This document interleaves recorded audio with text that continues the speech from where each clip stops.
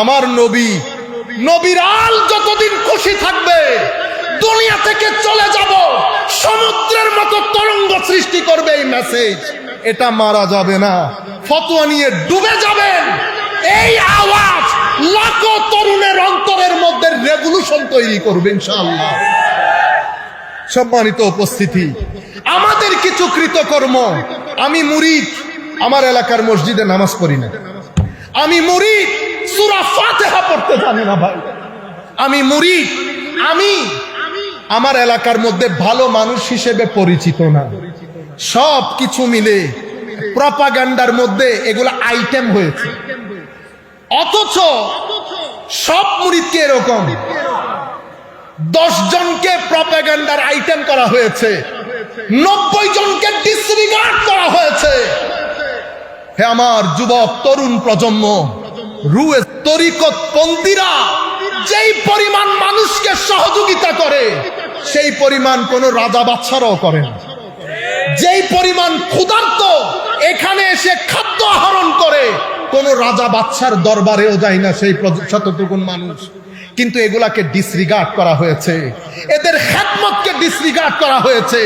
শাহজালাল ইয়ামানি রাদিয়াল্লাহু তাআলা আনহুর এই যে ড্যাগের মধ্যে হাত দিয়েছে, এটা ড্যাগের হাত না, এটা এই ষড়যন্ত্রের একটা অংশ।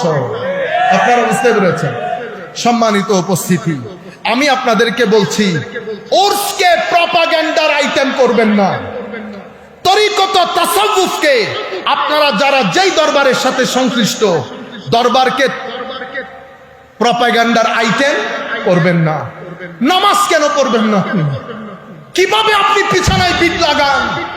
আমার আল্লাহর দরবারে সিজদা না দিয়ে আপনি কেমনে বিছানায় চলে গেলেন? কে বলেছে আপনাকে আপনার মুর্শিদ আপনার জন্য সুপারিশ করবে? এরা সেই মুর্শিদ যাদের জিন্দেগির মধ্যে একটা নফল ছোটার কারণে সারা রাত কানে হাত দিয়ে এক পা তুলে আল্লাহর দরবারে যারা দাঁড়িয়ে থাকে, কেমনে বুঝলেন তারা আপনার নামাজ না পড়লে মাফ করে দিবে? কে বলেছে আপনাদেরকে এই কথা?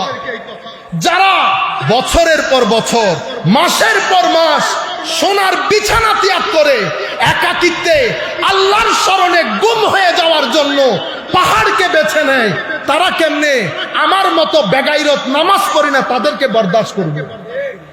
কখনো না। আপনারা ভুল তরিকত বুঝেছেন।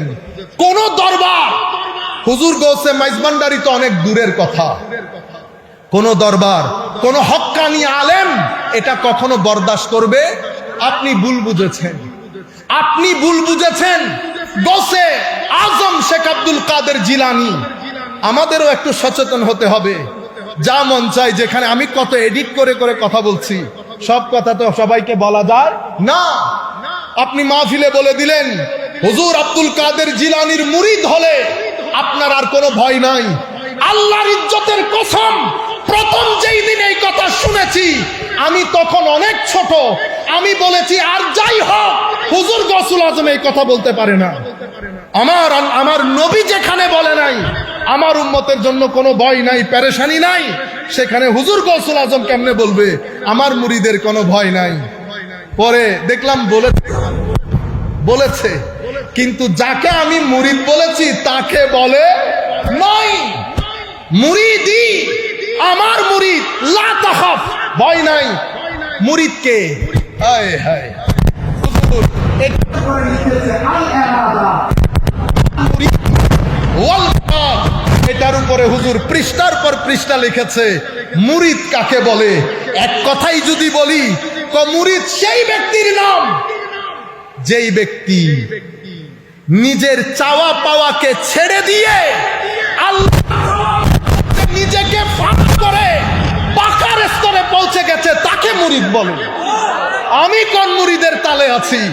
সুতরাং বক্তা, আমি নিজেকে বলছি সাবধান হও জবান ইউজ করতে, কারণ আপনার এই বক্তব্যটা রং জায়গায় নিয়ে মানুষকে বোঝানো হয়েছে, হে মানুষ দেখো এদের বক্তব্য, এদের মুরিদের বলে কোনো ভয় নাই।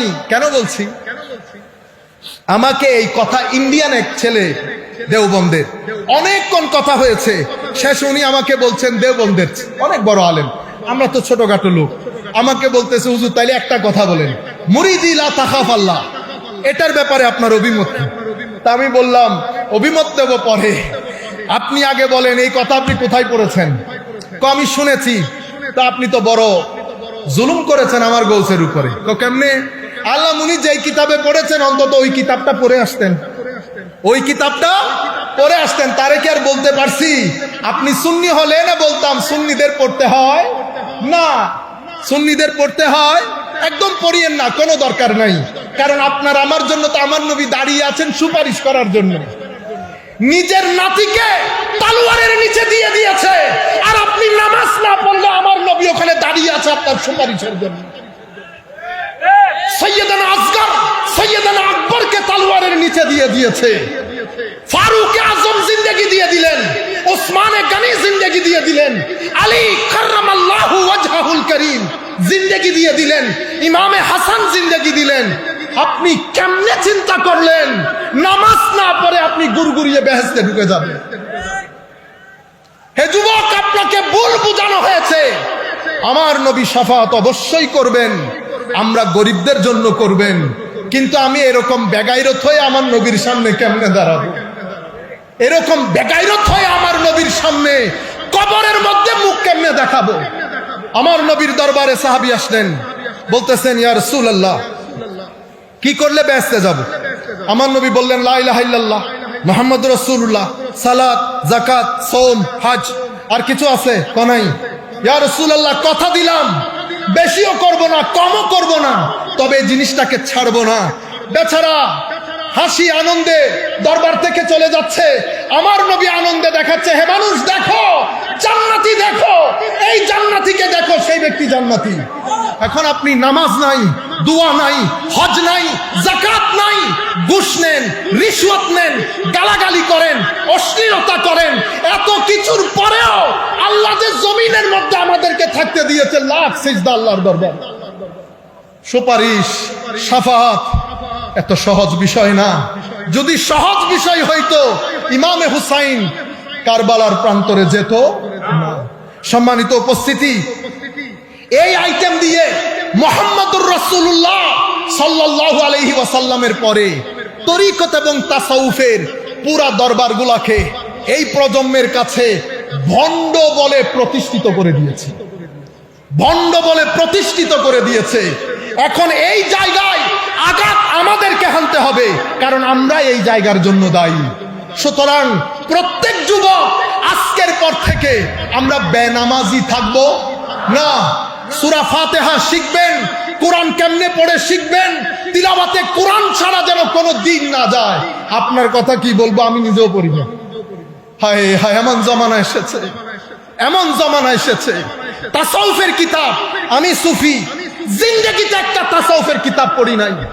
আমার গৌসুল আজমের মনে কষ্ট লাগবে না, আমি এত কষ্ট করে কিতাব লিখে গেলাম। সাধারণ মানুষ দূরের কথা, তো আমরা যারা বক্তব্য দেয় আমিও জীবনে পড়ি নাই। তারে বলছি আপনি এত কথা আমাকে যে বলতেছেন, যেই কিতাবের মধ্যে উনি মুরিদিলা তাখাওয়াল্লাহ বলেছেন, সেই কিতাবের মধ্যে উনি মুরিদের সঙ্গও দিয়েছেন। আপনি মুরিদের সংজ্ঞাটা পড়ে নেন, তো আপনি আমাকে দেখান। আমার কাছে এখানে ছিল বই, আমি বললাম পড়ে দেখেন। আল মুরিদ ওয়াল মুরাদ, মান হুয়াল মুরিদ ওয়া মা হুয়াল মুরাদু ওয়াল মুরিদ। মুরিদ কাকে বলে, মুরাদ কাকে বলে, উনি যখন পড়েছেন উনি বলছেন ইন্না লিল্লাহি ওয়া ইন্না ইলাইহি রাজিউন। আমি দুঃখ প্রকাশ করছি, কিন্তু আপনাদের বুঝানি তো ভুল। আপনি যখন মুরিদিলা তাখাফাল্লাহ বলেন, তখন যদি মুরিদ কাকে বলে এটাও বুঝিয়ে দিতেন, আমার মধ্যে এই ধরনের দুর্দশা পয়দা হইতো না। আখলাক, এই তিন জায়গা থেকে ষড়যন্ত্রটা হয়েছে।